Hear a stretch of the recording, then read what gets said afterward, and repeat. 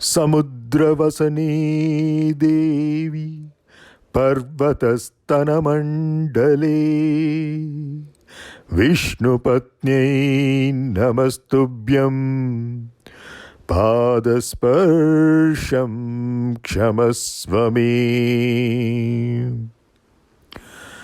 Those who dare to fly don't care to leave their footprints behind.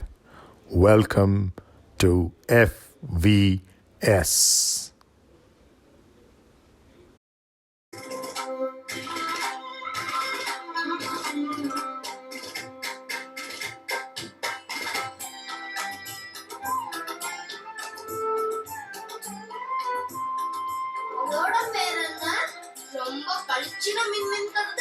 அதுதான் புனர்வசு ஸ்ரீ ராமனோட நட்சத்திரம் இல்லையா? ஆமா, நம் பகவான் ரமணரின் நட்சத்திரமும் புனர்வசுதான். Ramana Ramana. Okay, very good morning for the last time this year. So wish you all a happy new year in advance. Hope you are able to see my screen and also hear me. Yes, sir. Morning. Okay. Very good morning. So as I promised in Tuesday's class, we will be looking at what is the state of the art in structural analysis, in particular for one-dimensional structures, because we know that the wing can be considered as a cantilever beam. The fuselage can be considered as a simply supported beam with overhangs, and many of the components inside like stringers, spars, etc. can be dealt with as one-dimensional structures for more detailed analysis. And then going from an aircraft to a helicopter kind of a situation, again helicopter rotor blades, the tail boom, the tail rotor blades, all of these in general can be considered to be one-dimensional structures. So the analysis of one-dimensional structures plays a very critical role.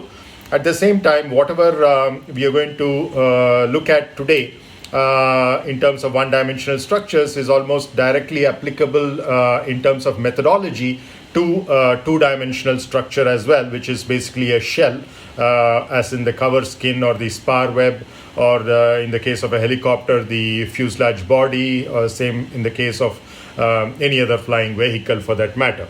So essentially what we are looking at is a dimensional reduction, going from a 3D model to a 2D or a 1D model. As I said, we will not go through all of the derivations because that requires an entire course by itself, which is what will be in the next semester. So this is more like a preview. Many of you have not probably gone to movies for a long time. So you have a preview section where you see a trailer of the movies, upcoming movies. So this is something like that. So picture to abhi baki hai mere dost. So that's basically what it is. But I hope today's class will give a real flavor. For those of who will not be continuing with structures, will be specializing various other disciplines, but still need to understand the state of the art. So that is the whole purpose of today's class, where I'll be giving you the final results rather than the derivations, and we will see how compact they are and how all encompassing they are, all inclusive. So we will see how some of the things that we already studied in terms of the torsion, in terms of the bending, in terms of the axial force, etc., are special cases of what we are going to look at today. And in spite of that, we maintain a very high level of accuracy over here, almost on par with 3D elasticity, and we have shown in all of our past work great agreement with the experimental results and flight test data as well. So let's get going. So as I said, the topic is 1D theory, state of the art, but there are takeaways for the 2D theory as well. Okay, before that, even in terms of a 3D model, if you look at, so if you look at a body like what is shown in this picture over here, essentially, we are talking about those 4 sets of quantities that we were dealing with, namely the loads. So in this particular example, you see there are certain concentrated forces, F1, F2, F3, etc. And there could be distributed forces, pressure distributions, shear force distributions, etc. And then these are to be related to the internal reactions. So the internal reactions are in the form of the stress resultants that come onto the structure. And this relation is the equilibrium equation. So that's what we will look at to start with. And then between those stresses and the strains which are generated, the constitutive law, and eventually between the strains and the displacement. But in this case, it is essentially all 3-dimensional. What it means is that all of these variables, be it the distributed loads, the body forces, the stresses, strains, displacements, are all going to be functions of 3 spatial coordinates, namely your xi, x1, x2, and x3. So all of these are the independent variables on which the dependent variables, namely the stress field, strain field, displacement field, will all depend upon. And typically you are familiar with this kind of a cuboidal geometry of an infinitesimal element, which is used in order to derive the equilibrium equations in terms of the stresses and the body forces distributed within this small element. And if there is dynamics, that is, there are inertial forces, then there's an additional term coming in terms of the mass density times the the accelerations that are involved in the respective directions. So that essentially the dimensionality of the equation is still maintained in terms of per unit volume. So that's why the density comes instead of the mass. So usually you have mass into acceleration as the force, but we are talking about everything in terms of a force per unit volume, and therefore we use density instead of the mass. So that's basically the 3D equilibrium equation. So we will today see what is the equivalent in terms of the 1D equilibrium equations. So in terms of the status, till the previous class we have studied the fundamentals of flight vehicle structures and materials, more in terms of generating the terminology, and all of which will go into today's class. So if at all there is one takeaway from this entire course, it is today's class. So it's that important and that significant, because this is the state of the art, what is currently used in the aerospace industry as far as dimensionally reduced models are concerned, from the modeling perspective, both for analysis and design. And therefore this will be the class that would be the main takeaway for this entire course. Everything else was more like a review of things that you already knew in terms of the strength of materials, the certain aspects of the materials behavior itself, etc., and the geometry. Maybe you had a few new things like the semi-monocoque construction, etc., but most of it was essentially a review of what you had in the undergraduate programs, with some terminology and some generalization borrowed into for the sake of composite materials that are becoming the mainstay of aerospace vehicles. What our today's venture will be is into the introduction to the state of art of one-dimensional theory for structures. And once we are done with that today, next year we'll be getting into the theory of elasticity and completely ignoring the simplified analysis of light vehicle structures. But now and then we will visit that and see how it's a special case, especially of what we are considering today. Okay. So now let's start by looking at a flow chart in terms of how this dimensional reduction is applied. So dimensional reduction is a terminology we'll continue to use throughout today's class, as well as in probably the remaining classes as well, where we are going from 3D to a reduced dimension. In today's class, focus is on 1D, but for shell-like structures it would be 2D. So the starting point is what you see over here, which is for a composite material which is anisotropic, in other words, properties vary from one direction to another at any given point, you have a 3D model which is in general non-linear and anisotropic. It could be heterogeneous as well, as in the case of composites. You have fibers and matrices, and each layer the angles are different of the fibers. So there is a change in material going from one point to another point, apart from at a given point the material properties changing with direction.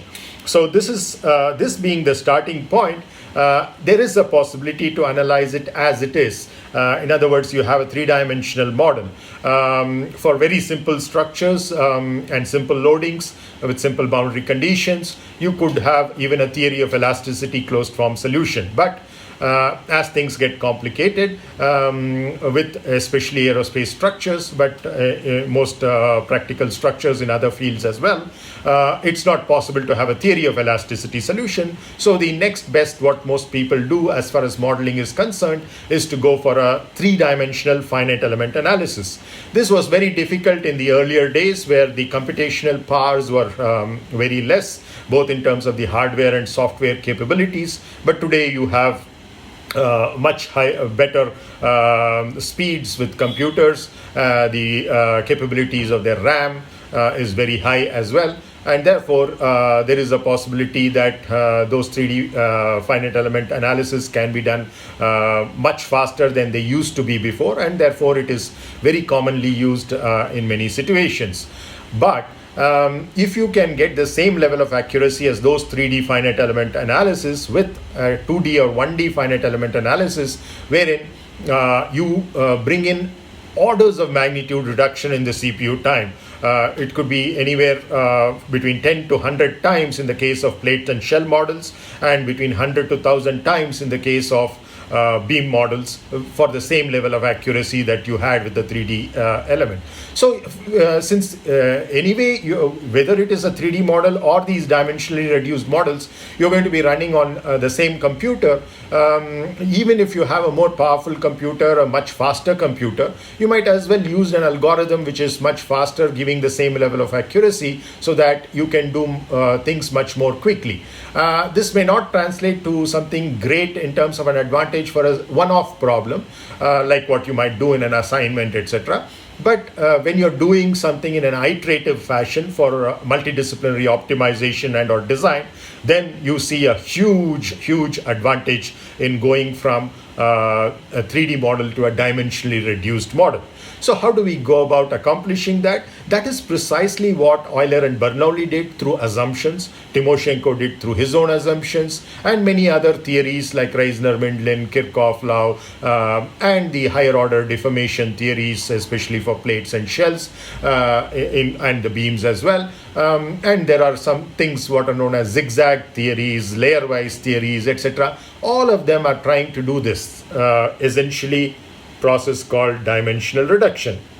But in all of them, you have certain assumptions, some of which are valid assumptions, but many of which are either unnecessary or irrelevant. So that's what we want to do away with in this state of the art. And that's why we use a different technique for dimensional reduction, about which I talked in a qualitative manner in the end of last class, the variational asymptotic method, which marries two important things, the variational approach and the asymptotic approach. And as I said, the variational approach requires a functional to be minimized. In this case, it is the Hamiltonian, and which boils down to the strain energy for most purposes. But when we are to consider the inertial loads, etc., the kinetic energy plays a critical role as well, and the work done by the external forces as well when we go to higher order approximations. But the second letter there, A, the asymptotic, means that we need to also identify certain small parameters within the system, and for which in this particular case it is the cross-sectional dimension divided by the wavelength of dominant wavelength of deformation of the beam, that is h by L. And if it is an initially curved and or twisted beam, which is the case with most wings and helicopter rotor blades, then, but not fuselages of course, in that case you also need to have another small parameter, which is basically the cross-sectional dimension divided by the radii of curvature. So in other words, you cannot have radii of curvature which are very small, which means curvature is very large. What that means is, for example, a beam which kind of folds on to itself, in which case you can consider probably as two separate beams which are joined to each other by a certain U joint, but you can't consider the entire thing as a because now the radius of curvature that you have of this beam at this particular location is of the order of magnitude of the cross-sectional dimension itself, in which case the beam theory's accuracy will be under question. It's not very accurate. So one thing is the cross-sectional dimension should be small compared to the wavelength of deformation along the length. The other is it should be small compared to the radius of curvature as well, and also in terms of the how much of twist you can have per unit length. But the kind of twist that we have in all helicopter rotor blades and or due to wash-in of the fixed wing in an aircraft, it's much smaller than what we can actually tackle with this kind of theory. So it's not something of a concern that this is a limitation. But there are possibilities of relaxing these and arriving at theories which are a little more complicated than the theory that we are going to look at today. But it will still be much more computationally efficient than 3D models. The other thing is, in terms of the for the typical materials like the steel alloys, titanium alloys, aluminum alloys, and the polymer reinforced composites, metal matrix composites, even ceramic matrix composites, and carbon composites, which are pretty much the entire range of structural materials which are used or will be used in the near future in most flight vehicles. You would have, for all of those materials, the failure strain is small compared to unity. So you would have another small parameter, which is that the maximum value of epsilon is going to be small compared to 1, where epsilon is defined as gamma max. So that is basically your maximum value of the strain is defined as epsilon, and that in any direction, at any given point, at any given instant of time, through the flight of a particular vehicle, of a particular component that we are looking at. Now, again, as I said, when you deal with materials like hyperelastic rubber kind of materials, you can relax this as well. So the only small parameter that essentially remains is your h by L. So even with that, we can arrive at theory which is very accurate and computationally much more efficient than a 3D model. So how do we go about doing that? When we apply the variational asymptotic method, because I'm not going to the details of the derivations of that, I will at least show you in terms of this flow chart what exactly is happening.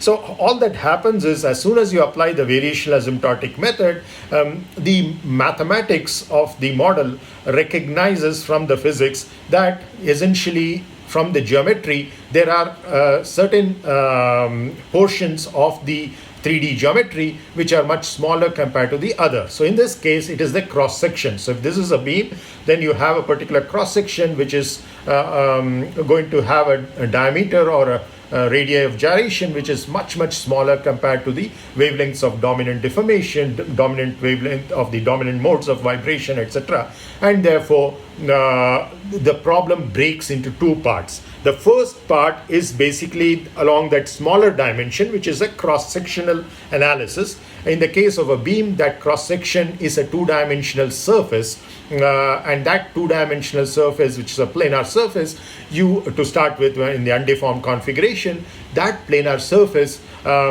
will be analyzed separately. And are we doing any assumption here? Yes, that is h by L is small. Rest of it, there is no assumption in terms of breaking this problem. The breaking of the problem is done automatically by the mathematics, by the derivation. That is when we apply the calculus of variation to this problem. In other words, we are minimizing that functional, which is the Hamiltonian. Automatically, the problem breaks into two. In other words, they get decoupled.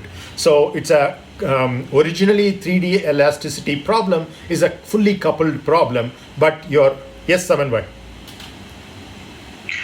Sir, in calculus of variation, do we always try to minimize or sometimes we want to. It's a stationary principle. Very good point that you brought out. So in this case, it happens to be a minimum in the case of the strain energy, but in general, the appropriate terminology to use is a stationary value. So. But essentially, in terms of deriving the governing equations of motion, whether it's stationary value, minimum or maximum, essentially it boils down to the same thing, which is very similar to in calculus, where you set the first derivative to be zero, whether you want to find the maximum of a function or a minimum of a function. Similarly, for a functional, when you're trying to get the dependent variables for which will maximize, minimize, or find the stationary value, it would the equations that you first need to solve are all going to be the same. But later you can always check by going to the second derivative whether, or in this case the second variation, in the case of calculus of variation problem, you would look at the second variation of the functional in order to check whether it is maxima, minima, etc. But it's not essential to go that far, because once you get the stationary principle, you have got the governing differential equations. That's all that you need to solve. And the beauty of this methodology, as those of you are already exposed to the mathematics branch of calculus of variations would know, you not only get the differential equations, what are known as the Euler-Lagrange equations, but you also get the appropriate boundary conditions as well, both the Neumann and Dirichlet kind of boundary conditions, whichever may be applicable at a particular point in the boundary. And then essentially you are getting a well-defined boundary value problem. Is that okay, Samanbhai? Yes, sir. Yes, Okay. Understood, sir. Thank you, sir. Welcome. So the first part is the cross-sectional analysis that this problem breaks up into, and at the cross-sectional level, very luckily, again purely because of mathematics, without having to make any new irrelevant, unnecessary assumptions, the mathematics of the problem itself ensures that this cross-sectional analysis is going to depend only on the strain energy as the part of the functional. All the other terms basically drop out as higher order terms. In other words, the kinetic energy part, as well as the part coming from the let's say the work done due to the external loads, be they concentrated forces, concentrated moments, distributed loads, etc. All of their effects comes in the other part, that the two-part breakage has happened, namely the beam analysis, which is basically your one-dimensional analysis, non-linear. So in this case, the two-dimensional analysis of a cross-section for many problems is linear, where you have cross-sections which are not thin-walled cross-sections. But once you get thin-walled cross-sections, especially open cross-sections, many cases the closed cross-sections also, once you have thin walls, even this becomes non-linear, and still we can tackle that, and in many cases even get closed form analytical solutions for the non-linear problem as well, and get enormous, humongous computational advantage. CPU times, as I already said, can drop by as much as 1,000.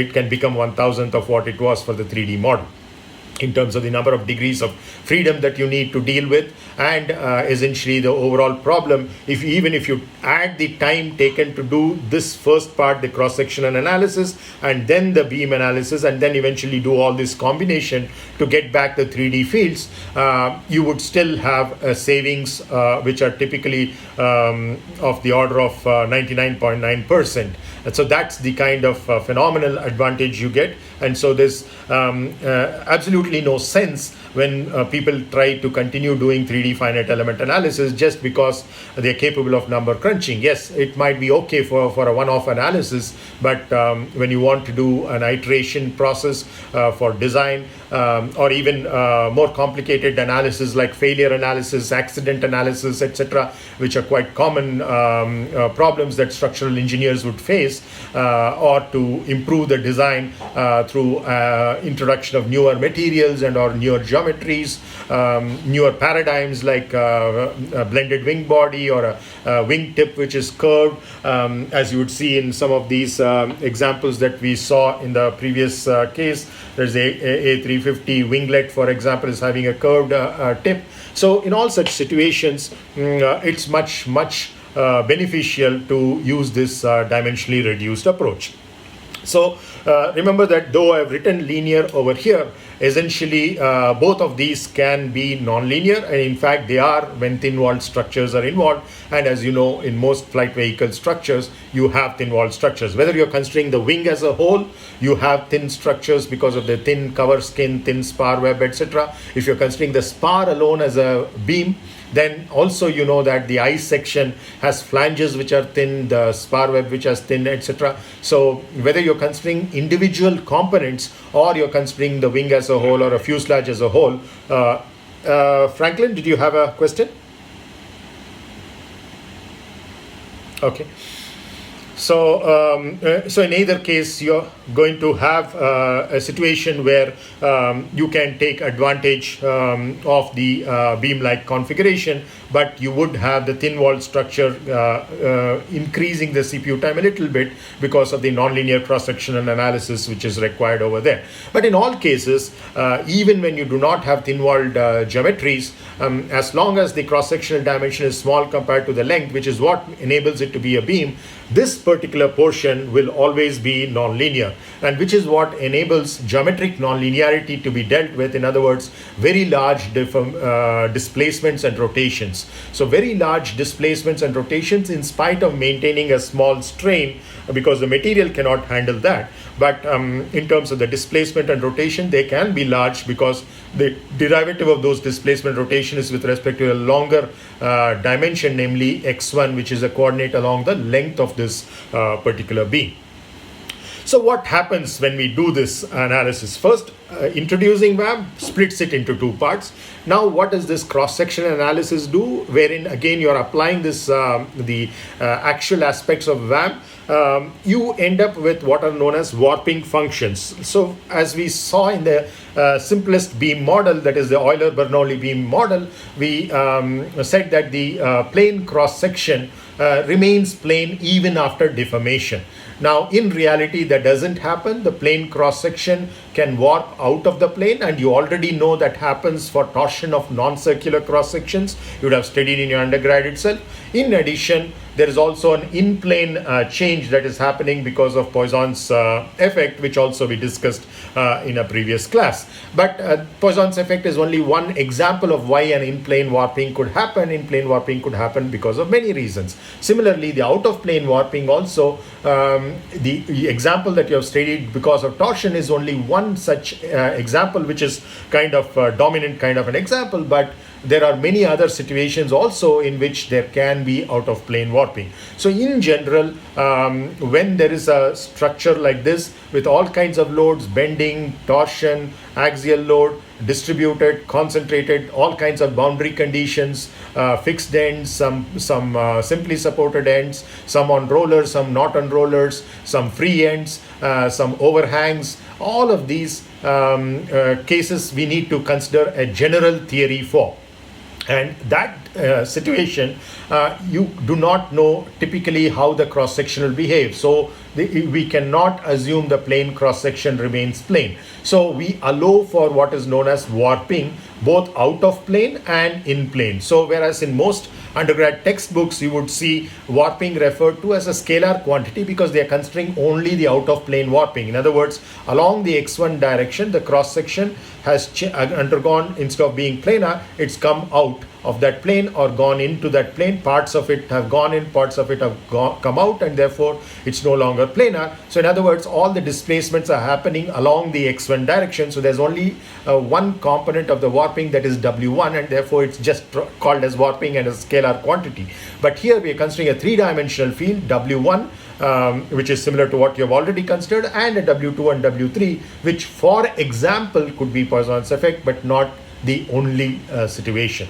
So now you have this W1, W2 and W3. You can think of it as a vector field now, as a three-dimensional field that you have to deal with. Now, because you're dealing with in a calculus of variation formulation where you're minimizing the functional, therefore all the quantities are scalar, and in other words, you're considering the measure numbers of this particular quantity, whatever you're dealing with. At this stage, I would like to differentiate differentiate between or distinguish rather, because differentiate has mathematical connotations, distinguish between measure numbers and components.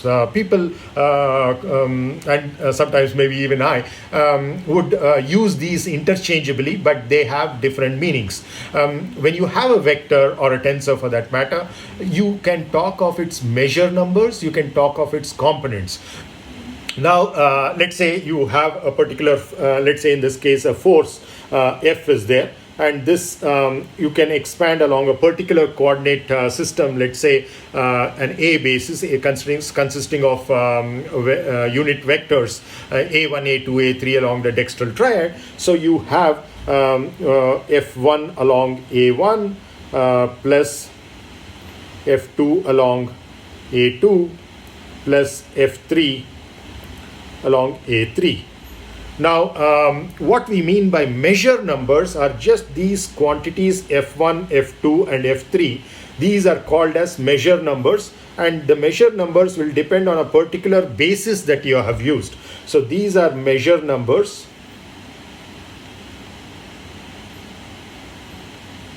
Whereas this is the basis.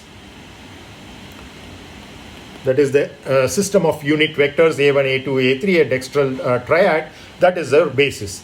Now, the component, on the other hand, is this together F1 into A1 is what is called as a component. So it is the components are also vectors. If it is the original quantity that we are talking about is a vector, then this is also a vector. If the original quantity we are talking about is a dyadic, which is a second order tensor, then the components will also be dyadics. But the measure numbers will always be scalar quantities. So in the case of a stress matrix, for example, you talk of sigma 11, sigma 12, sigma 13, etc. Each one of them is a measure number. But now if you put sigma 11 along with A1, A1, because it's a dyadic associated with A1, A1, or sigma 12, which we can write as, let's say, sigma 12 into A1, A2. So here, remember, I'm not putting either a dot or a cross. It is just a juxtaposition. In other words, these two unit vectors are just placed next to each other, because what we are dealing with here is a dyadic. That is, it's not considering a single direction, it has two directions associated with it. One is the direction on the phase of which this acts, and the other is the direction in which the force itself acts. So there are two unit vectors associated with that, and they are placed next to each other. Sometimes instead of this, they use a symbol like this for the juxtaposition, but we typically just place them next to each other with the understanding that it's a dyadic or a tensorial product that we are talking about over here. So this particular sigma 12 in that case is one of the measure numbers of the stress tensor. But sigma 12 into A1, A2 is a component of that stress tensor sigma, which we will write as sigma with a double underline to indicate that it is a second order tensor, just like here we put as just a single underline to say that it is a vector. So this is basically the notation for the dyadic. So now, is this clear? The difference between the measure numbers and the component, okay? Because that plays a critical role in terms of our understanding. And so when we talk of warping functions, we are essentially talking of measure numbers and therefore scalar quantities. Because in the variational formulation, we are dealing with everything as a scalar quantity. So we basically bring in that warping function. So in other words, you're talking of W1, W2, and W3, essentially Wi, that is I taking on the values 1, 2, and 3. And these are functions in general of all the three spatial coordinates, x1, x2, and x3. In other words, it's a three-dimensional field, not only because it's Wi, that it has the measure numbers W1, W2, and W3, but each one of them is in turn going to depend upon x1, x2, and x3, all three spatial coordinates, and therefore these are 3D variables. We will also look at what are known as 1D variables in this beam problem, things which depend only on x1, which is basically the coordinate along the reference curve of this beam, or reference line of the beam if it's a straight beam. So that is one of the outputs of the cross-sectional analysis, that you get that warping field as a function of the 1D variables. In other words, it has a dependence on x1 as well as x2 and x3, but we can get this dependence on x2 and x3, which are the cross-sectional coordinates. x2 and x3 are along the cross-section, x1 being along the reference curve. So with respect to x2 and x3, we can explicitly solve for the warping functions, whereas it will still remain unknown in terms of how it varies with respect to x1, because that depends on the 1D variables. So when we say we are able to solve for the warping functions from the cross-section analysis, all that we are saying is that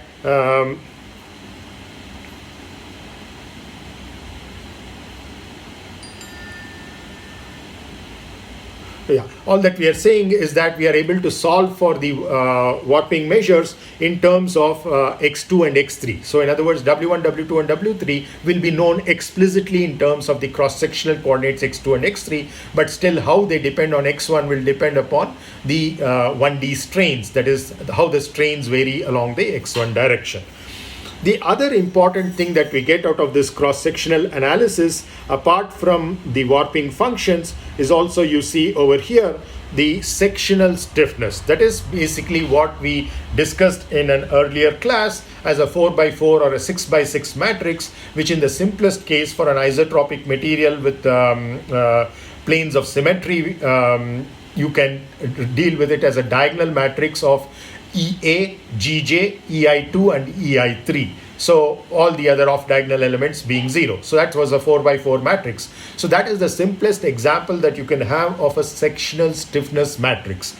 Now equivalently, when we bring in dynamics of the problem, what happens is that you will have also an inertia matrix which comes up, which is basically associated with relating the momenta with the velocities. That is both the translational momenta with the translational velocities, and the angular momenta with the angular velocities and their crosses as well. In case there is a certain difference between, let us say, for example, the reference curve was not chosen as the loci of the mass centroids, it is chosen as something else. Then you would have a coupling between, that is translational momenta which depend upon angular velocities, and the angular momenta which depend upon translational velocities. So this kind of cross coupling is possible in such situation. But essentially what you're getting is, from the cross-sectional analysis, that matrix which is the 1D stiffness matrix, which has a combination of the material properties as well as the cross-sectional properties, the cross-sectional geometry in particular, but also the any curvatures that you had initially, like an initial curvature of the beam, like in a wingtip, or let's say you had an initial twist like in a helicopter rotor blade, or washout or wash-in wing. So in all of those might also occur in the cross-sectional stiffness matrix. Even though they are not cross-sectional properties, they do have an influence on the cross-sectional stiffness. Next, coming to the other part. So these are the only two outputs of the cross-section analysis. Two important outputs. One is the sectional stiffness, the other is the warping function. Now we keep that aside. Now we look at the other part of what the 3D model has broken up into, namely the 1D model. So 3D has 3 dimensions broken up into 2 parts, a 2D and a 1D. The 2D was the cross-section analysis. Now we are talking about the 1D part, which is the analysis of the beam reference curve. That is basically the line which is a loci of particular points chosen along each cross-section, which could be centroids, could be the intersection of the neutral axis in the 2 directions, it could be the shear center, it could be the center of torsion, it could be the mean aerodynamic center of an airfoil cross-section, whatever. It depends upon the particular exercise that you want to do, what is most convenient for you to make things overall analysis simpler. So it could even be just the leading edge, it could be the trailing edge, point where the actuator is, that is the, let's say the flaps or the control surfaces are attached. So it could, depending upon the particular results that you're looking at, you might want to choose one of these in order to get things in a much more compact way and get to those results which you are mostly interested in. But irrespective of that choice, your 3D fields that you recover eventually, that is the 3D displacements, 3D stresses, 3D strains, will all be the same. So that end result does not depend upon the intermediate choices that you make. The intermediate choices that you make will only increase or decrease the complexity of your derivation process. The end result will always be the same as long as you're consistent in that approach of having chosen a particular reference system and you stick to that reference system throughout. The end result will always be the same when it is transformed to any other direction that you would, standard direction that you are interested in. So what does this beam analysis do? It also gives two sets of results. Just like the cross-sectional analysis gave two sets of results. One is the warping function, the other is the sectional stiffness. Similarly, your beam analysis also gives two sets of results. What are these two sets of results? One is basically the 1D displacements and strains. Also, if you're dealing with a structure which is under compression, the buckling loads maybe of interest. If you're dealing with a dynamic problem, the free vibration analysis in terms of the natural frequencies, the mode shapes, etc. might be of interest. So all of that can be obtained purely from this beam analysis.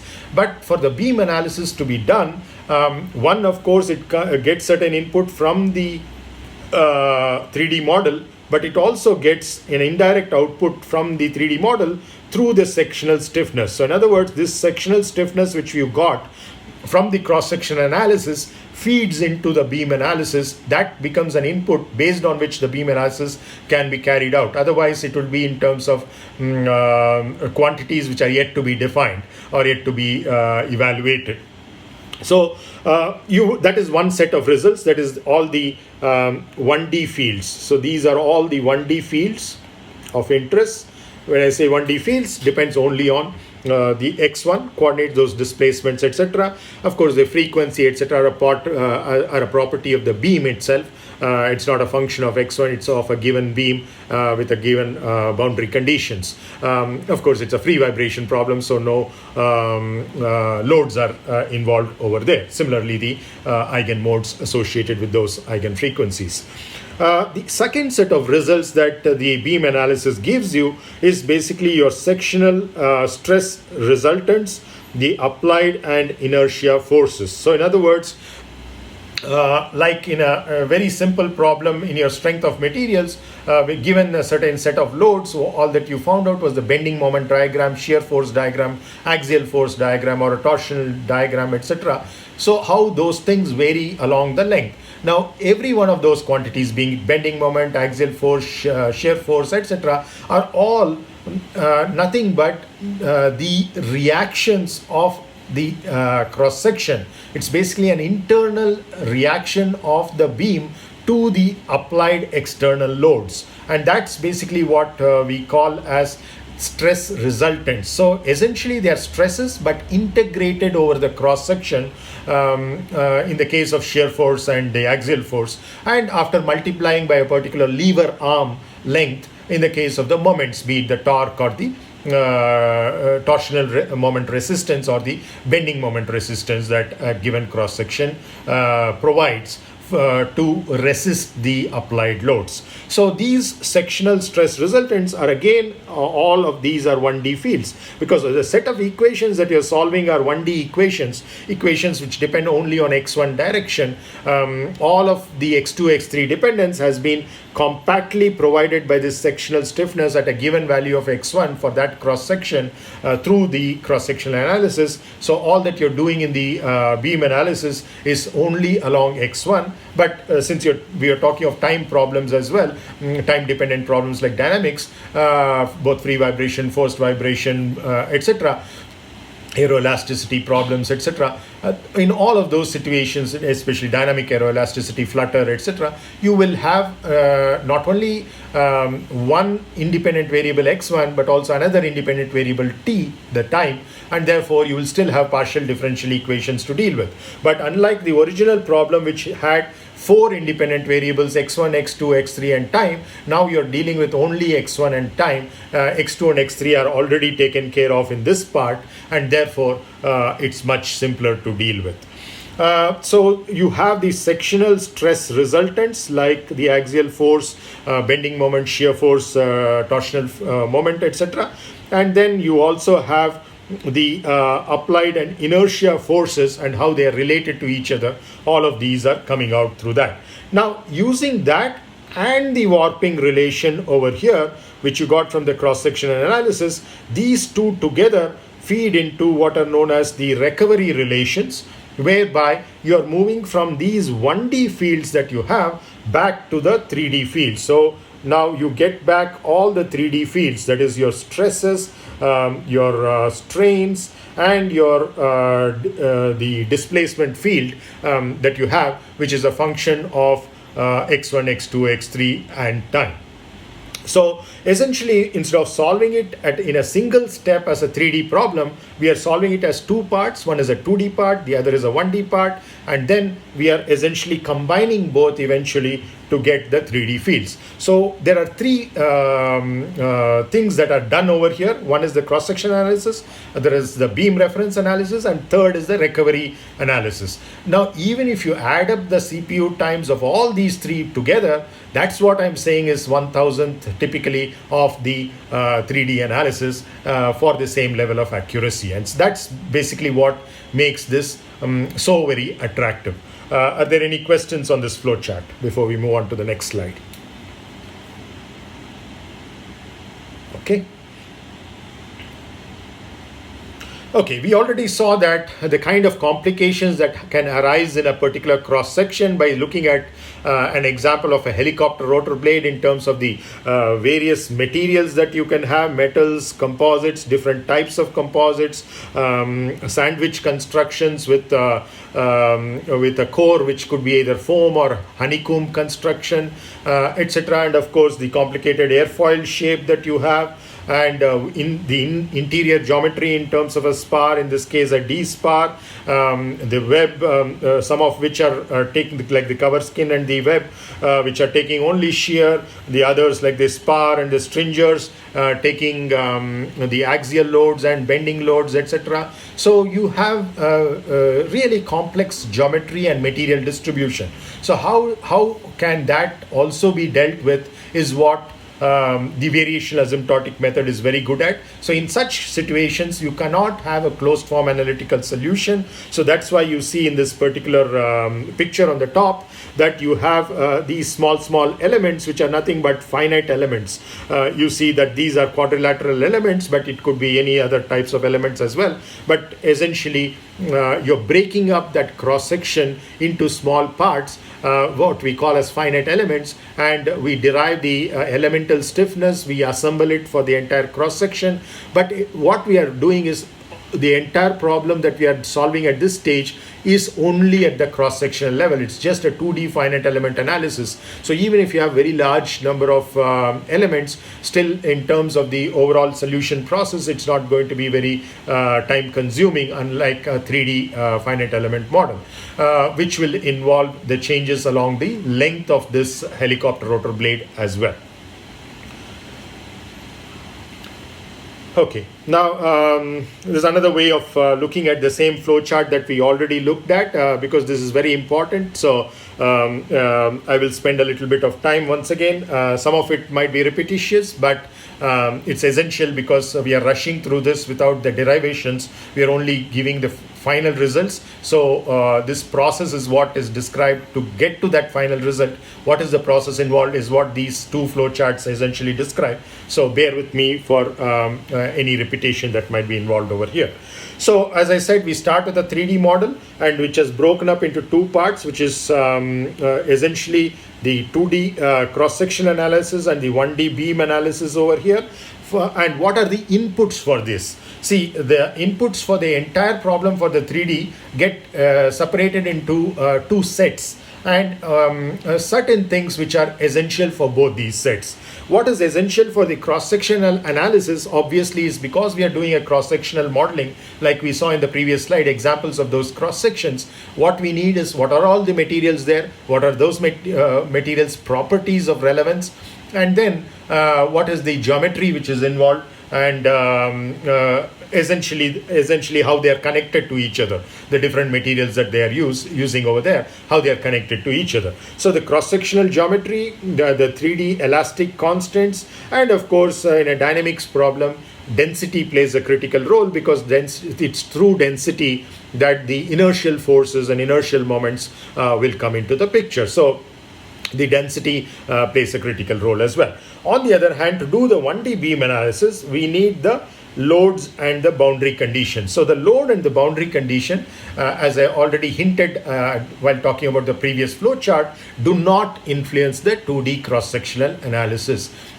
So that's a very, very important advantage that we have, that not only is the original 3D problem breaking into two parts, but in terms of which inputs are required where, they are also breaking it up into two parts. But if you have an initially curved and twisted beam, that initial twist and curvature can affect not only the 1D analysis, as is obvious, because why it is obvious is when you have a curved beam and you have a force here, how that force is reacted over here will obviously depend on that curvature, because that's going to, if it were straight, that would have just translated in a force and a particular moment. This can translate in many different ways, including a torsion, etc. So many other possibilities are there. So it's very clear that the initial twist and curvature will affect the 1D analysis.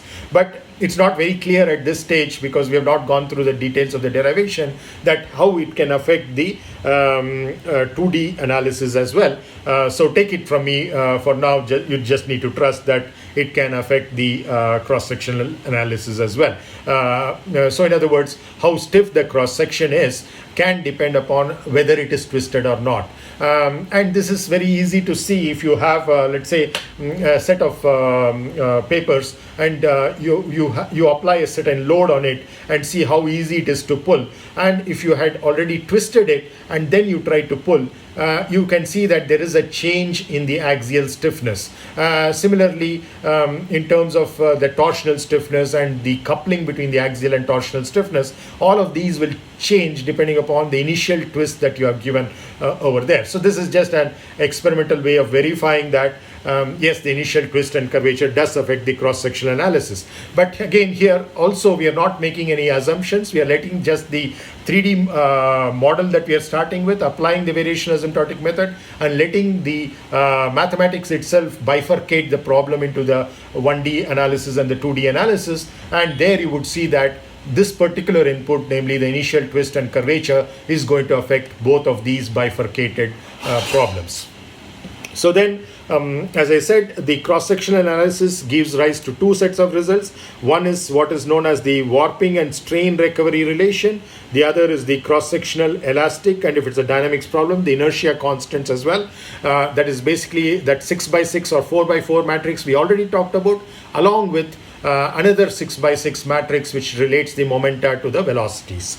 Then the other aspect is the 1D beam analysis, which takes this cross-sectional elastic constants and inertia constants. If it's a dynamic problem, the inertia constants are also important in the 1D analysis, and that nonlinear analysis, because of large displacements and rotations, will lead to one-dimensional displacements, generalized strains, and stress resultants. I had shown this as two parts earlier, stress resultants and the displacement separately. I'm just putting all of them together over here.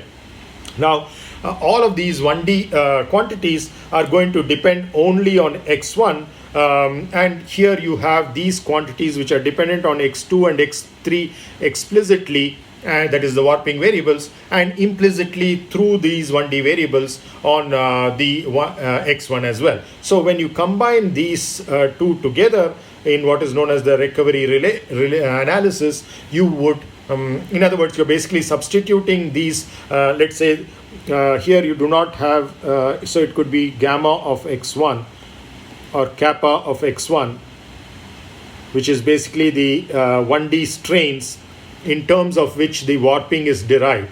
Now, so in other words, it's explicit in terms of x2 and x3 and implicit in terms of x1 in terms of the axial strains, which could be the axial extensional strain at a particular cross section. It could be the axial transverse shear strains. It could be the curvatures, which could be the twisting curvature because of the loads, and the bending curvatures, how the rotation changes along the length, the bending curvatures as well. So that is kappa 1, kappa 2, and kappa 3. Similarly, gamma 1, 1, gamma 1, 2, gamma 1, 3. We have discussed this earlier. So what we are getting at this stage is that those generalized strains, gamma, how it is a function of x1, how kappa is a function of x1, that is solved in the 1D beam analysis, and that's the result we have got here. Now we can therefore substitute these things into that, and essentially we get the recovery of the 3D fields, which is not only the stress but the strain and the displacement as well. And some of these can be done in what is known as a fully intrinsic formulation. So when we say fully intrinsic formulation, we mean that there is no need to involve displacement and rotation variables. See, most of the complexity comes when we introduce rotation variables, because rotation is a very difficult animal to deal with. We have not gone into the details of that. There are many different ways of expressing that, like direction cosine matrix we very briefly talked about.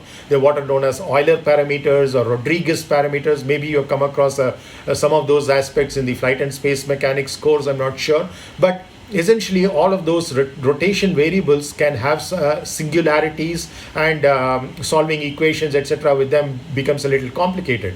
So it is possible that this entire formulation that I'm describing to you in this slide, even though I'm talking of displacements and rotations, it's possible to completely do away with displacements and rotations and deal only with strains, velocities, the sectional forces and sectional moments, apart from the translational momenta and the angular momenta. So just in terms of these quantities, we can derive the entire set of equations and solve them as well, the entire boundary value problem. If it's a dynamics, it could be an initial value problem as well. So all of it's a combined boundary and initial value problem. It can be solved either in closed form analytical for simpler systems, or in numerically for more complex systems. So essentially what we are saying is that this kind of a solution of the results, and eventually if you want in a particular system of displacement and rotation, you can recover that at the end, which is a much simpler way of dealing with it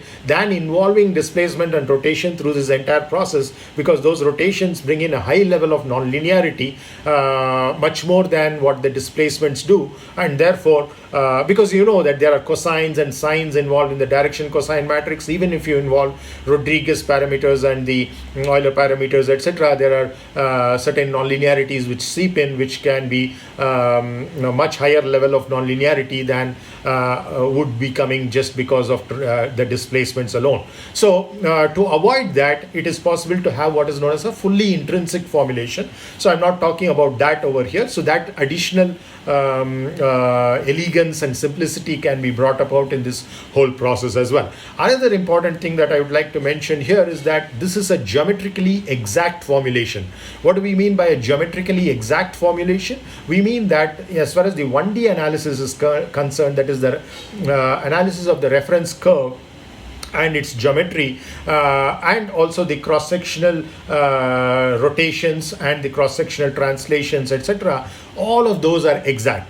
Where the approximation comes in going from 3D to 1D is only in the cross-sectional analysis, and therefore in the warping and in the that's where the small parameters play a role. The small parameters like h by l, etc., doesn't play a role at all in the 1D beam analysis. So there, as far as that is concerned, it is an exact set of equations, and you can even solve that problem in an exact way for many simple situations like a cantilever beam, etc. So you can have closed form analytical solutions in such situations. So that's why it's called a geometrically exact formulation, and once it's merged with the intrinsic formulation, it becomes such a compact set of equations that becomes like the thing with which all other models can actually be validated and studied, because it's geometrically exact, second because it's intrinsic and therefore is not dependent on a particular choice of rotation variables like Euler parameters, Rodriguez parameters, direction, cosine, etc. So therefore you can handle in a very, very generic way, and therefore becomes a kind of a substratum or basis with respect to which any other model can actually be compared. Okay. So now let's look at, in terms of the kinematics, how it is actually developed. So as you know, there are three sets of equations: the equilibrium equations, constitutive law, and the kinematics. What the kinematics do is basically relating the strain to the displacement field. Now the strain to the displacement we are using in a more generalized sense here. When we say strains, 1D generalized strains, we are talking about both the extensional transverse shear strains of the reference curve, as well as the curvatures, which are basically the torsional curvature and the two bending curvatures. Similarly, when we are talking of the forces, we are talking of them in a generalized sense, in terms of generalized forces that involve the axial force, the two shear forces, to the torsional moment, and the two bending moments. But in a kinematics problem, all of those are not occurring. It's only the gammas and kappas which are occurring, and the displacements and rotations with respect to which they are related.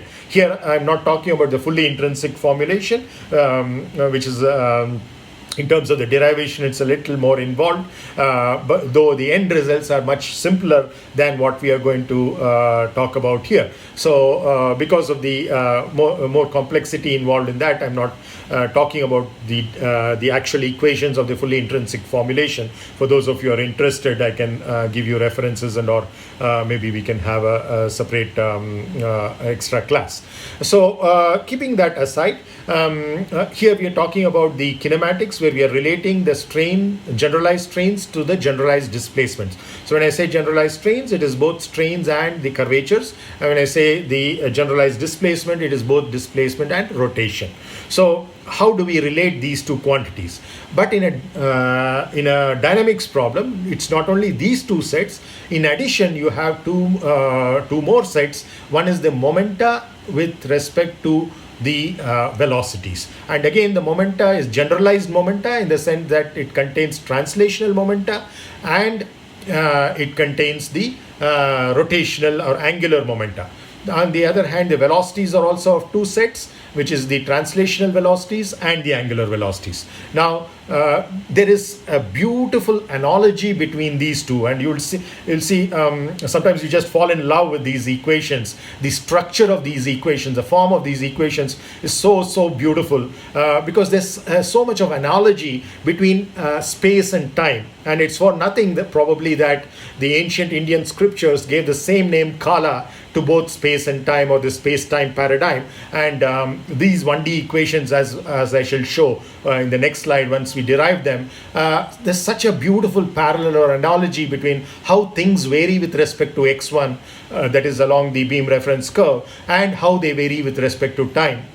So what is the role of certain quantities in the space, like curvatures, and what is their equivalent in the case of the time scale, that is basically angular velocity. So you would see that this one-is-to-one correspondence between how things change with space, how things change with time is so beautiful, and that's why it's always depicted in the form of a dance. A dance is something where you have movement, and that movement is a spatial change as a function of time, and how this spatial changes and the temporal changes happen and how they synchronize with each other is basically the dance. And that's the dance of the atoms at the quantum mechanics level, or the dance of planetary bodies at the level of the understanding of the gravitational fields, etc. And same thing in the case of the macro scale, what we are dealing with at the beam level as well. So let's focus on the kinematics. That is basically, on the one hand, you have generalized strains and velocities, and the other hand, you have the generalized displacements and momenta, how we are going to relate these quantities. In order to do that, we are starting with a 3D body, and basically looking at that 3D body essentially as two parts. One is a reference curve, which we have chosen according to our convenience, either as the loci of the area centroids, loci of the mass centroids. You know that these two are two different things. The area centroid is not a material property, whereas the mass centroid is both a geometric and material property if you have especially multiple materials within the structure, within a particular cross section. So it could be that, it could be shear centers in neutral axis, centers of twist, whatever, leading edge, aerodynamic center, whatever. But essentially you have now come up with this particular curve that you see over here, which we will call as small r. And we will deal with anything in the undeformed configuration with lowercase letters. In other words, the small letters like small r, small x, etc. So along this reference curve, which could be the loci of one particular quantity that you have chosen for convenience, you introduce a coordinate which we call as x1. So x1 could vary from x1 equal to 0 at one location to x1 equal to L at some other location. So this is the entire beam that you're dealing with. You can of course extend this whole problem to multi-body systems where multiple beams are joined to each other through various kinds of joints or integrally manufactured, whatever. But you can essentially extend this. But right now let's focus on a single beam system over here.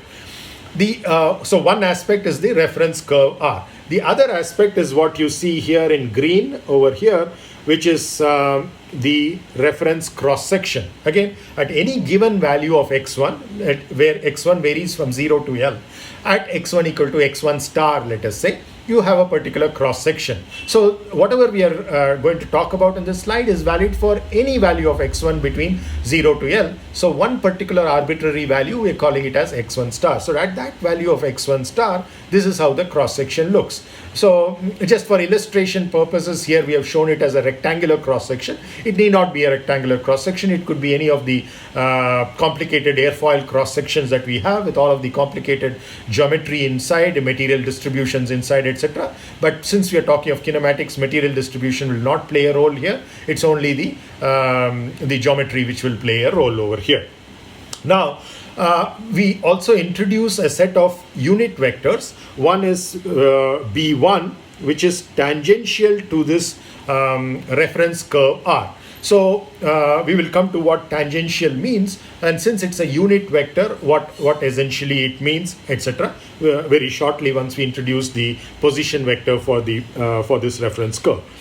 On the cross section itself, the cross sectional plane, we introduce two coordinates, which is x2 and x3, and tangential to x2 we have the unit vector b2, and tangential to the x3 coordinate curve we have b3. So in other words, all of these can be curves, need not be straight lines, they can be curves, but they are orthogonal to each other. So that's how we have chosen. But if you have, let's say, as in most aircraft wings, you have a sweep, a wing sweep, then you might want to deal with, let us say, cross sections which are not necessarily perpendicular to the reference curve. So then you might deal with oblique cross sections, and you might deal with coordinate system which is not necessarily an orthogonal coordinate system. But just for the illustration of this particular methodology, I am just using an orthogonal basis set. So that is basically your B1, B2 and B3. And in general, for a curved beam like this, you can very easily see that because B1 is defined as tangential to that curve, at different locations B1 will have different directions. All of these are unit vectors, so magnitude doesn't change, but their direction changes, and therefore in general you have B1 as a function of x1. Similarly, if it is a twisted beam, for example, like a helicopter rotor blade or a wing with a wash-in or wash-out, then you would see that the B2 and B3 system are also going to be rotated at different cross-section. In other words, B2 and B3 are also in general functions of x1. So all of the three unit vectors that we have introduced, their directions are going to be functions of x1. So this is as far as the undeformed configuration is concerned. Now this could be a wing of an aircraft, it could be the blade of a helicopter rotor. And now we want to set it in reference to the actual vehicle on which they are loaded. So in other words, this is a wing that you have, and then it's on an aircraft that it is attached to. Now there is an aircraft fixed reference frame with respect to which we want to study how the deformation of this happens, because we do not want to always move it to an earth fixed reference frame in order to understand what happens over there. So we introduce another reference frame over here, which we call as A standing for the aircraft, or any flying vehicle for that matter, and on that vehicle you have a particular beam, which could be a helicopter rotor blade, it could be a wing, or it could be a tail, both horizontal or vertical. Or if it is with respect to the fuselage, then basically when considering the fuselage as a beam, you are basically dealing with the wing and the tails as the simple supports. So therefore those would become the system with respect to which you are analyzing the fuselage. So essentially you have a reference frame, but the important thing to note is that frame A itself is having a certain velocity, it's having a certain angular velocity. So in other words, it's accelerating as well. And if it's accelerating, it's obviously not an inertial frame of reference. And still you can deal with this whole methodology, even though the A is not an inertial frame of reference. Because we know the motion of this particular aircraft's CG with respect to another inertial frame of reference, let's say the Earth fixed reference frame. So again, of course, the Earth is also not an inertial frame of reference, but for all practical purposes, the kind of speeds that we are talking about over here, we can deal with the Earth as a inertial frame of reference for this particular purpose. But when you go for more complicated systems like satellite motions, etc., you might have to deal with other frames of reference, a solar fixed reference frame or some star fixed reference frame, etc. Again, in all of those, there is a certain error involved, but comparing the velocities that are involved over there, the errors are well within the engineering requirements.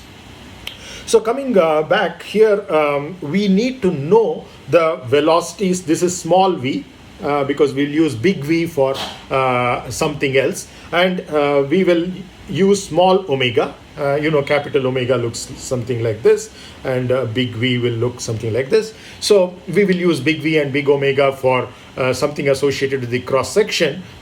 So right now we are talking of the vehicle's velocity and the vehicle's angular velocity. So this is as far as the vehicle is concerned. This is as far as the cross section is concerned. Okay, so two sets of velocities, translation and angular, one for the vehicle, one for the cross section. And again, those for the cross section will vary from one cross section to another. So in other words, they are going to be functions of x1 as well, but not of x2 and x3, because it's a property of the entire cross section. So the motion of A in a particular inertial frame, that is I, it could be an earth fixed frame, is known for all time of interest. Let's say a particular range of time for which you're doing the analysis of a particular wing spar. During that, you would need to know the aircraft motion as well. So where does that come from? That's coming from your flight mechanics. So you have analyzed already the flight mechanics equations, but if you want to analyze it, the aircraft not as a rigid body but as a flexible body, which in reality it is, then you're going to have a combination of the flight and space mechanics equations, which are the rigid body dynamic equations for the aircraft or any flying vehicle as a whole, juxtaposed with the governing equations for a particular beam-like component on the aircraft. So these can be coupled and can exchange information one with the other. As we shall see very clearly, the small v and small omega will play a role in the understanding flexibility of the aircraft as a whole. So now, with respect to that frame A, we fix a particular point, let's call it O, and that with respect to that particular point O, we introduce a coordinate system, and tangential to that coordinate system, we introduce a set of unit vectors, small a1, a2, a3, which are once again a dextral triad, which means that a1 cross a2 should give you a3. It's not a dextral triad or a right-handed triad if a1 cross a2 gives you minus a3. It's a left-handed triad that you would have in such a situation. So here we are talking of a right-handed triad, a1, a2, a3. So with respect to that point O, we define a position vector R. This R is different from this in terms of the font that is used. So here we are talking of the entire reference curve. Here we are talking of the position vector and all of these are used in bold. When you write in your notes or in your exam or assignments, you are going to write R with a underline to denote that it is a first order tensor, just like you denote the stress as a second order tensor like this. So now you have that position vector R, which is to the reference curve. Now the beam is not just the reference curve, it's consisting of many other material points, and some of those material points are not on the reference curve, but all of them are on the cross section.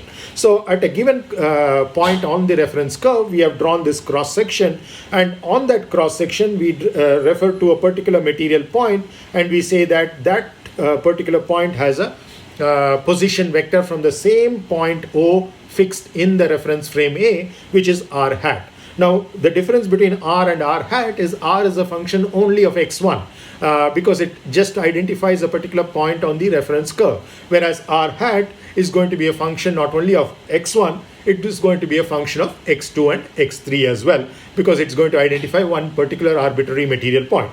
I have shown this point on the periphery, but it need not be on the periphery. It could be somewhere an intermediate point within the cross section as well. It's any arbitrary material point on the cross section. So R hat, for all you know, it could be over here as well. Okay, so now that's as far as the undeformed configuration is concerned. Now we move to the deformed configuration. Now in the deformed configuration, the same reference curve small r that we had over here, let me use a different color maybe. Yeah, so the same cross section, same reference curve R that you had over here has become a new reference curve big R.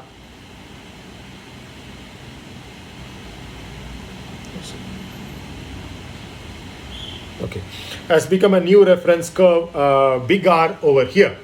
Now it is possible that the reference curve itself is deformed now, and therefore it has undergone some stretching, which could be either extension or contraction, and that stretching means that now you have a new coordinate over there, which we call as S, the arc length. So S is a function of x1, S of x1. At any given value of x1, you have a different, so it's a 1:1 mapping between x1 and S that has happened from x1 equal to 0, which has come to this particular point, and x1 equal to L, which has come over to this particular point, and anywhere in between it could have moved by different amounts, considering the axial loads, especially in those particular things, but it could be because of other things as well, because it's a fully coupled system of equations that we eventually will have. So that is as far as the reference curve is concerned, small r going to big R. Now, how that is in terms of the mathematical variable is by introducing a displacement variable u, which is again going to be a function only of x1 in a statics problem, but in a dynamics problem it will be a function of time as well. But essentially saying that it's a 1D variable. In other words, it's not a function of x2 and x3 because it's just mapping the reference curve from the undeformed state to the deformed state, and that's basically a function only of x1. Now, that's not all of the deformation that is actually happening. It's, yes, the reference curve has moved and it has deflected, it has changed its shape, it has changed its size. In addition, the cross section is also doing its own thing. So the cross section in turn has moved from this particular location to this particular location, and it has warped as well, apart from rotating. So in other words, at that particular point, there has been, for that cross section, if you treat it as a rigid body, then it has 6 degrees of freedom, namely the 3 translations, which has brought it by an amount vector u to a new location, which is what you see in terms of this orange colored plane that you see over here. That is essentially after that rigid body like motion of 3 translations and 3 rotations. And because of those 3 rotations, now this small b system that you had has become a big B system, big B1, big B2 and big B3, which once again, like the small b system, are functions only of x1 because they're all associated either with the reference curve or the reference cross section, both of which are particular properties of at a particular location x1 along the length of the beam. What happens within the cross section at different material points is a 3-dimensional variable, and that really happens. In other words, the plane cross section doesn't remain plane, but it actually undergoes a deformation, what we called as the warping. So therefore, it's not that orange plane that we end up with, but this blue surface that you see over here, that is what is the end result. So the blue surface is the final result at a particular instant of time t. Of course, as time changes, this will again keep changing. But at a given instant of time, a particular cross section at a location x1 along the reference curve has come to this particular location and become something like this. Now, this whole process is happening simultaneously. We are describing it as if it is a story, saying that yes, initially some translation happened, then some rotation happened, and then some warping happened, some out of plane warping happened, some in plane warping happened. But all of these are happening simultaneously. But it doesn't matter from a mathematics point of view because these are all vector additions, and vector addition is commutative. In other words, if you add 2 vectors a and b, whether it is a plus b or b plus a, it doesn't matter, or whether a and b are happening simultaneously, it doesn't matter. So for our convenience, we can convenience of visualization, we can think of it as this overall motion which has gone from this green plane to the blue surface as consisting of 3 parts. One is the rigid body like translations by an amount u to go to a new point on the reference curve, and then rigid body like rotations of the cross section to change the small b system, b frame, to, that is b1, b2, b3, to the big B frame, that is the lower case to the upper case, big B1, big B2, big B3 system. So rigid body translation, rigid body rotation, and then an elastic deformation of the cross section.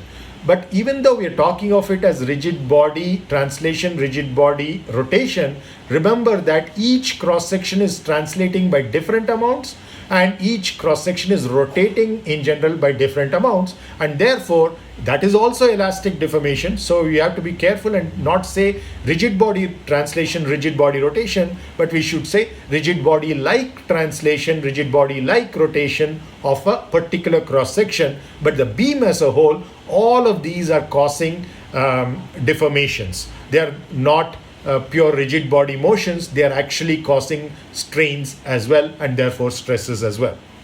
So we have moved, so purely from a point of view of illustrative purposes and also for mathematical simplicity, we can think of this in three steps: translation, rotation, and warping. Now, translation, rotation, and warping means that each of these are introducing three variables. That is, three translations, three rotations, and three warping variables, one out of plane W1 and two in plane W2, W3. So 3 plus 3 plus 3, you have 9 variables.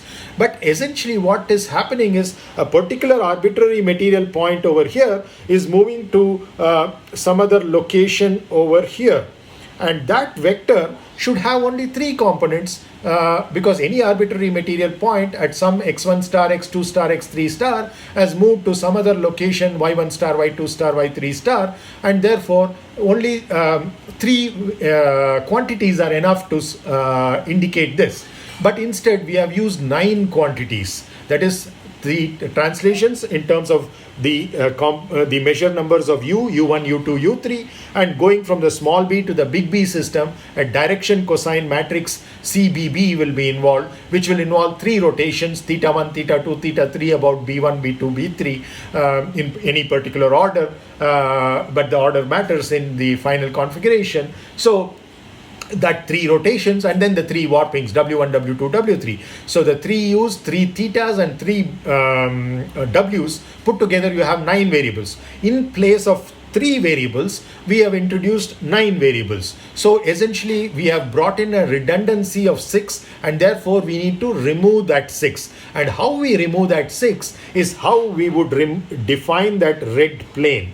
Because that red plane, there's no unique way of defining that. So one way of defining that is to say that its average translations and its average rotations of that blue surface is what the red plane is. In other words, let me repeat that. The average translations and the average rotations of the blue surface is what gives rise to that red plane. So if we define it in that way, we are introducing certain constraints on the warping. In other words, the average warping, for example, cannot be non-zero. Average warping has to be 0. Average of W1 on the cross section has to be 0. Average of W2 has to be 0. Average of W3 has to be 0. Because already we have accounted for in U the overall translation of the cross section. That is, U1, U2, U3 took care of the cross section as a whole moving.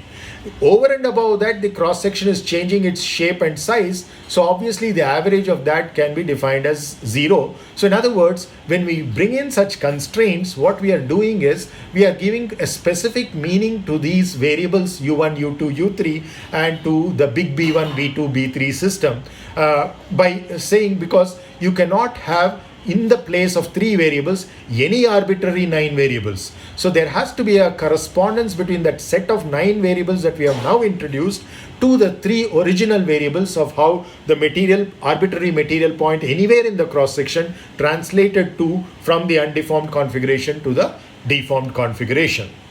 So now that change that has happened is broken up into 3 parts of translation, rotation and warping. And now you are introducing these variables in order to ensure that there is a 1:1 correspondence. You cannot have complete freedom in deciding on these 9.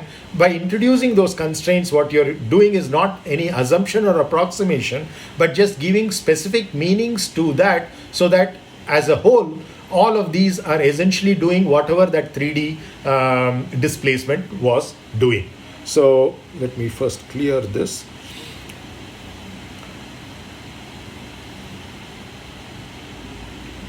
Okay, now whatever I described to you in words, I'm showing it to you over here. So we introduced, first of all, B1 is as tangent to R. So that's how the small B1 was introduced. Next, we introduced B2 and B3, which are the unit vectors on the cross section. And those are again tangent, but not to x1 curve, but to the curves x2 and x3 at that particular location R. So in other words, they are going to be functions of x1, because the particular location in R is determined through x1. Next,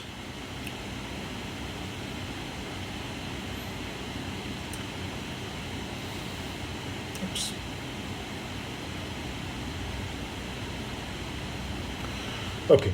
So next is your small r defines the particular point on the reference curve, and any arbitrary material point is on that same reference cross section, but at a different location from the reference curve by an amount x2 along b2 and an amount x3 along b3. And already we have said that b1, b2, b3 in an initially curved and twisted beam can be functions of x1. So it's very clear that your r hat is going to have three parts to it. One is the position vector r that you see over here, which is coming over here. And in addition, you're having a translation along b2 and b3, these two directions, to reach to that particular point within the cross section. And the amount by which you have to move along b2 and b3 is x2 and x3.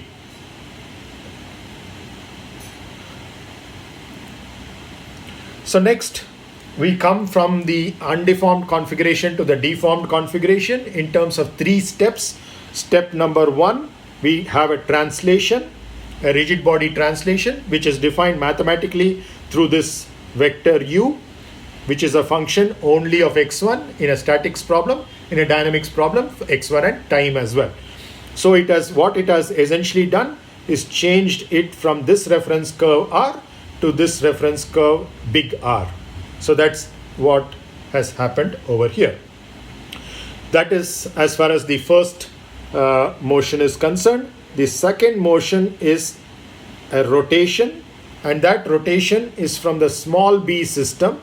A small b frame b1, b2, b3 has become your big b1, b2, b3, and that rotation can be given in terms of a direction cosine matrix by just getting the dot product of these two sets of vectors.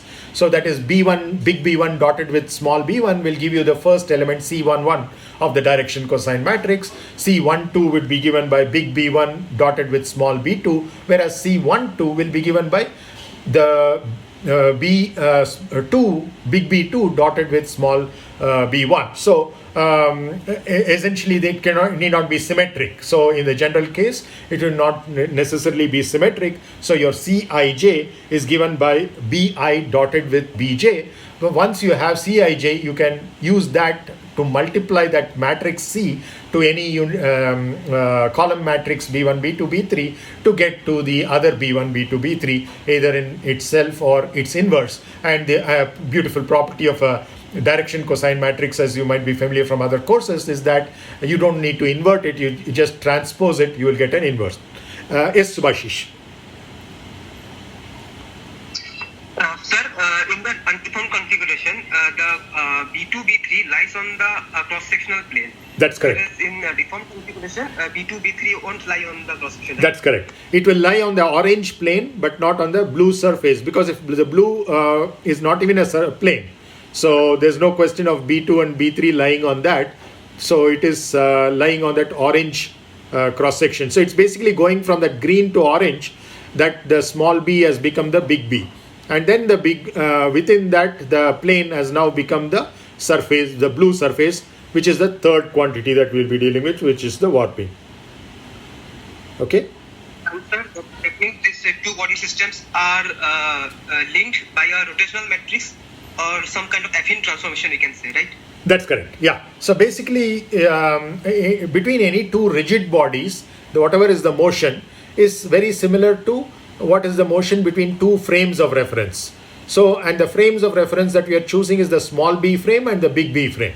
Small b frame defined by small b1, b2, b3, and the big B frame defined by big B1, b2, b3. So, in moving from one to the other, essentially you are having in general three sets of rotations, theta 1, theta 2, theta 3, about small b1, b2, b3, which could have happened in a particular sequence, and therefore you end up with the big B1, B2, B3 system. So that defines your orange plane over here, but not the blue surface. Okay, so it's an intermediate state. And you're right, B2 and B3 lie on that orange plane. Thank you, sir. You're welcome, Spashish. So the last set, of course, is the elastic warping, which has terms small wi along the big B1, B2, B3 system. Then, as we said, we also have this arc length along R, which is now different from x1 in general, which is why we call it S, but S is a function again only of x1 in a statics problem, also of time in the case of a dynamics problem.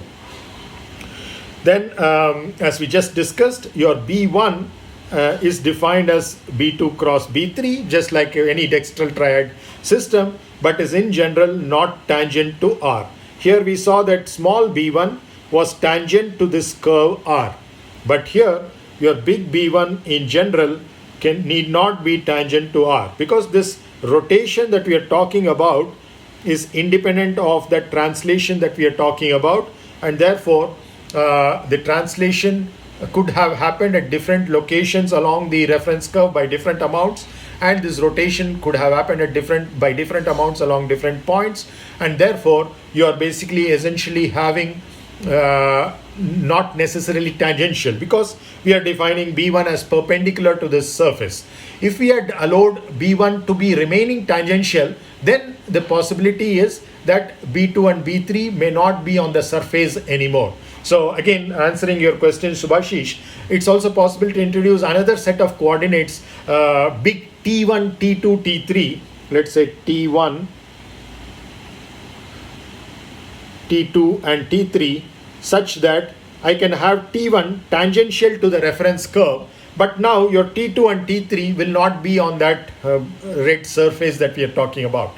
So in other words, either you can have it have the new system tangential to the reference curve, or you can have it perpendicular to the average reference curve. So either one of these are possible, and with both of these there have been theories which have been derived, and each of it is convenient for something else. But as I said, the end result of the 3D fields will not depend upon this particular choice. The particular choice depends on whether you want to go for a Timoshenko-like model, or you want to deal with just a 4x4 matrix and still get equally accurate results. So you're dealing with a smaller system and you get equally accurate results, which is when you go for the big B system. If you go for the big T system, you can have the transverse shear strains gamma 1,2 and gamma 1,3 as independent variables, whereas if you deal with the big B system, all that you're doing is that transverse shear strain can be contained within the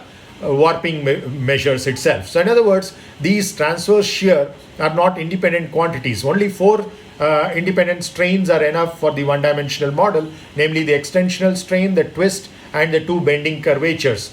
The 2 transverse shear strains, if you want to compare with other people's models, just for comparison to see how it compares with other people's models, you can introduce 2 additional variables and make the 4x4 matrix as a 6x6 matrix, as we discussed earlier, by introducing the shear forces and the shear strains transverse. So that is one way of dealing with it. In that case, you are dealing with this system of unit vectors T1, T2, T3, where T1 is tangential to the reference curve and T2 and T3 are not on the reference cross section.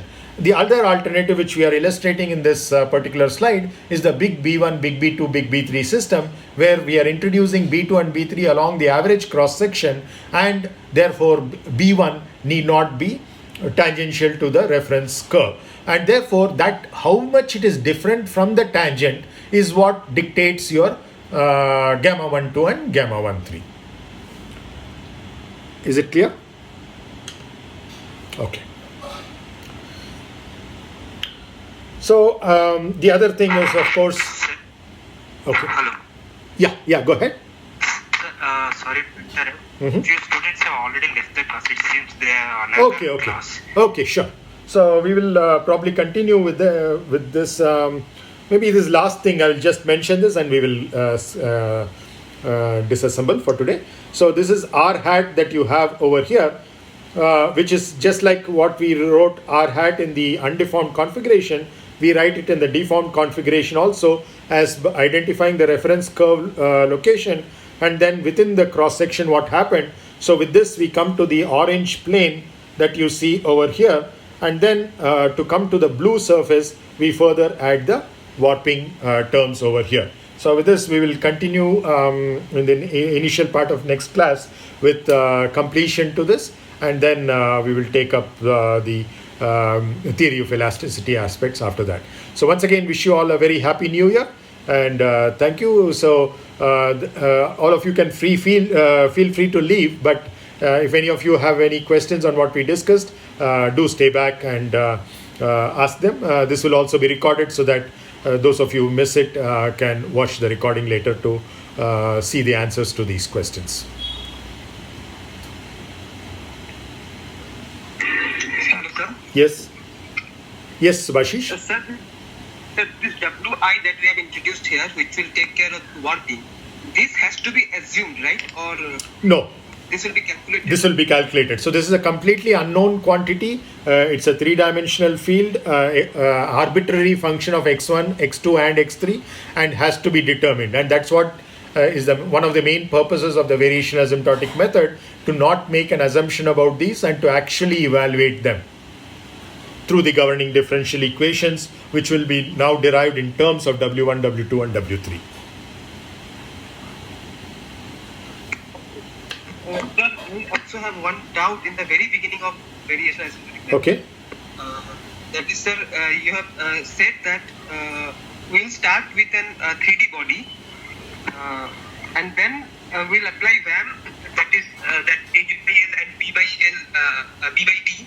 These ratios are less than 1. Mm-hmm. So that will actually decouple the 3D problem into two problems: section problem and beam problem.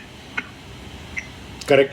So I have problem there, that what actually we do there, for our case in elasticity, what we start with is this Cauchy equation of motions, which is a set of 3 PDEs. Mm-hmm. And in final element method, we directly use this minimum potential energy, which gives us the weak form of the problem. Yeah. So what exactly we do in this case that gives us these two different equations? Yeah.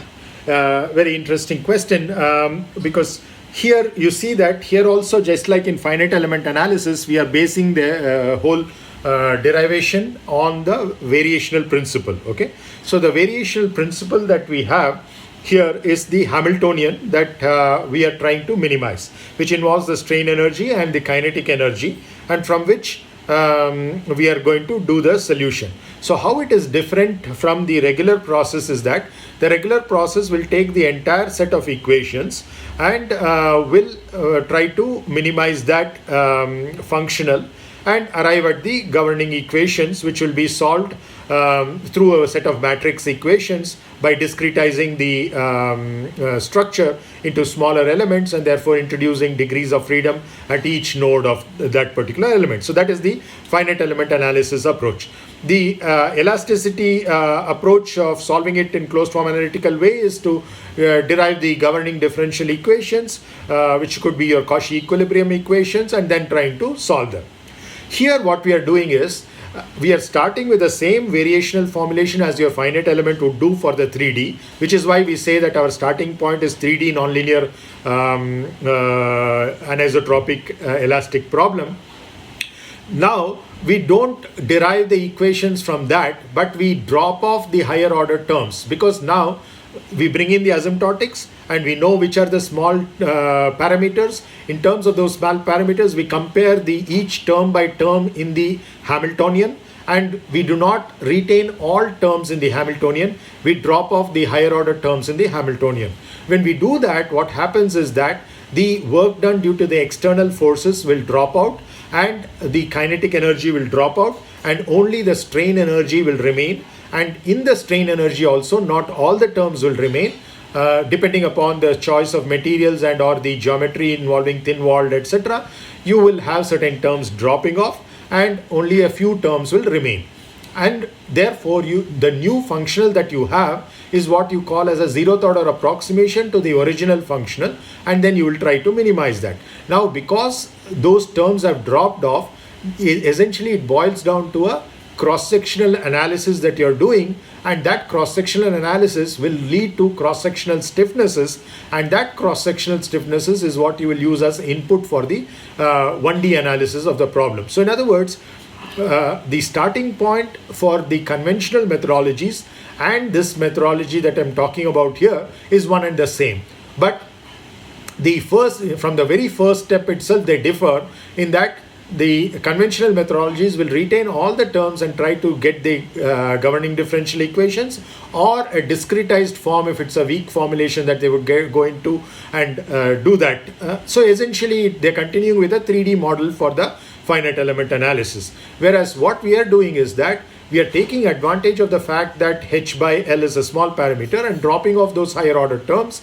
When we do that, automatically the dependence on x1 is removed from the problem and only the dependence on x2 and x3 remains. And at a given cross section, we are actually solving for it explicitly in terms of x2 and x3, and that's how we obtain the warping field, substitute back into the strain energy. Therefore, we are able to integrate. Remember that the functional is an integration over the entire volume of the structure, which means there is an integration over x1, x2 and x3. We are not able to still integrate with respect to x1, but we are able to integrate with respect to x2 and x3, that is with respect to the cross-sectional coordinates, and therefore the problem becomes a 1D problem. So that's how the split happens, starting from 3D to 2D cross-section and the 1D reference curve problem. Yes, sir. Thank you, sir. Okay. I understood. Welcome, Subhashish. Yes, sir. I think it will be more visualizable if we can have one simple problem on, say, beam or bar, which will illustrate this whole thing. Then Right, it will be very clear. Right. No, we have still not looked at the entire bigger picture. In fact, this is just the kinematics that I'm talked about here. In the early part of next class, we'll talk about the equilibrium equations and the constitutive law as well. Constitutive law, of course, part of it we have already looked at earlier. But once we look at the bigger picture, maybe we can look at a simplified example of that to see where what fits in. We can even consider those 3 examples that we did, like the axial bar, the 2 bending problems, and the 3A, 3B that we called, and the torsion problem. And then we can see where each one of them fits in over here. But the problem is that this is a course by itself, so I cannot spend too much time going into that particular examples. I can only do some kind of a mapping without actually solving the problems, because without the understanding of the entire derivation, going to just the application of the results is going to be a little dicey. So, but I'll try my best to do that at least with one example. Thanks, Subhashish. Yeah. Thank you very much, sir, and Happy New Year, sir. Wish you the same. Thank you. Yes, Samanbhai, you had something? No, sir. Okay. I was just saying thank you and Happy New Year, sir. Thank you so much, Samanbhai. Happy New Year to all the rest who are still around as well. Take care. Bye-bye. Unless there are any other questions. Anybody else? Any question? Okay then. Thank you. We'll meet next year. Bye-bye. Thank you, sir. Happy New Year. Mrityunjay मंत्राः त्र्यंबकं यजामहे सुगंधिं पुष्टिवर्धनम् उर्वारुकमिव बन्धनान् मृत्योर्मुक्षीयमामृतात् ये ते सहस्रमयुतं पाशा मृत्योर्मर्त्याय हन्तवे तान् यज्ञस्य मायया सर्वान् वयजामहे मृत्यवे स्वाहा